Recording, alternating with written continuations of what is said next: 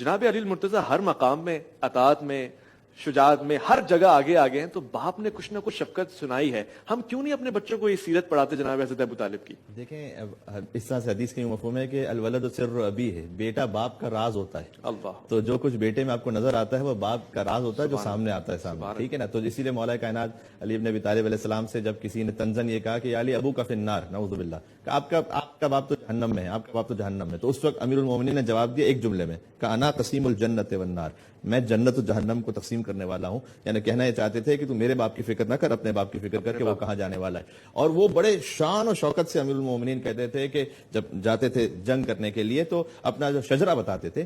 لیکن تو شجرہ تو وہی بتا سکتا ہے نا کہ جس سے اپنے شجرے پر ناز ہوتا ہے. کیا بات ہے.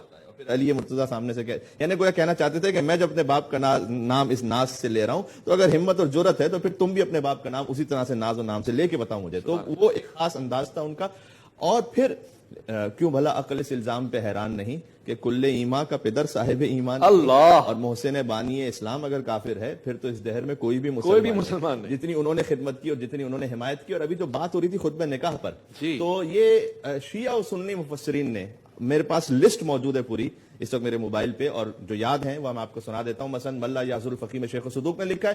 اس کے علاوہ تفسیر آلوسی میں موجود ہے، زمخشری نے کشاف میں لکھا ہے، اور تاریخ ابن خلدون میں موجود ہے. جو حضرت ابو طالب علیہ السلام نے خطبہ نکاح پڑھا ہے سرکار ختمی مرتبہ صلی اللہ علیہ وسلم اور حضرت خدیجہ سلام اللہ علیہا کا. تو اس میں جو خطبہ نکاح کا آغاز کس طرح سے کیا، الحمدللہ الحمدللہ الذی جعلنی من ذریۃ ابراہیم، حمد اس اللہ کی کہ جس نے مجھے اور ہمیں قرار دیا ابراہیم علیہ السلام کی ذریت میں سے. یہ الحمدللہ کون کہہ رہا تھا اور کون اس پر فخر کر رہا تھا کہ وہ ابراہیم کی ذریت میں سے، وزرع اسماعیل، اور الحمدللہ کہ جس نے ہمیں اسماعیل کی نسل اور ذریت میں سے قرار دیا. اور آگے فرمایا وَإِن كَانَ لِمُحَمَّدٌ مَالٌ قَلَّ.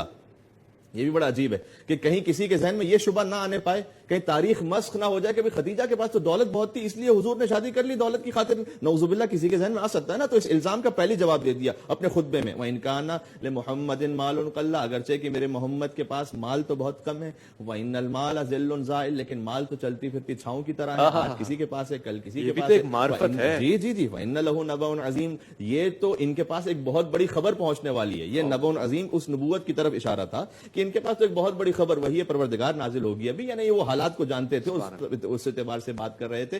لہذا اب آخری بات میں اس میں یوں کہنا چاہوں گا کہ پھل جو ہوتا ہے نا، اولاد پھل کی طرح ہے، ثمرۃ فؤاد، احادیث میں بھی آئے کہ پھل، تو جو پھل ہوتا ہے وہ درخت کا پتہ دیتا ہے. تو حضرت فاطمہ سلام اللہ علیہ وہ پتہ دیتی ہیں حضرت خدیجہ کا، اور حضرت علی علیہ السلام وہ پتہ دیتے ہیں حضرت ابو طالب علیہ السلام کا. میں دونوں کے لیے ایک ایک جملہ کہہ دیتا ہوں. تدہیر خدیجہ کے لیے اور کہوں کیا، جس گھر میں رہی اس کے افراد بھی معصوم، اور یہ سارے زمانے میں خدیجہ کا شرف ہے کہ اولاد بھی معصوم ہے، داماد بھی معصوم. اور پھر حضرت ابو طالب کے جن سے وہ نسل آگے بڑھی، حضرت علی، پھر امام حسن علیہ السلام، امام حسین علیہ السلام، آگے جو پورا سلسلہ نبوت، جو پورا ذریت امیر المومنین ہے، اور جو ذریت نبی جو کہلاتی ہے، نبی کے اپنے بچے جو کہلاتے ہیں، وہ کس سے آگے بڑھے؟ وہ حضرت ابو طالب علیہ السلام کی نسل سے آگے بڑھے نا. یہاں تک کہ حتی صحیح ستہ میں بھی اس طرح سے حدیث موجود ہے کہ حضور نے فرمایا تھا، کم سے کم 4 سے 5 کتابوں میں کہ حضور نے فرمایا تھا ستکون الائمۃ من بعد 12 کہ میرے بعد 12 اہم امام ہونے والے ہیں، یا کہیں پر خلیفہ کا لفظ ہے، کہیں پر وزیر کا لفظ ہے. تو یہ جو 12 آل رسول میں سے تھے، ان سب کے جو جد اعلیٰ ہیں وہ کون بنتے ہیں؟ یہ پھر حضرت ابو طالب علیہ السلام بنتے ہیں. جو بقول شاعر کے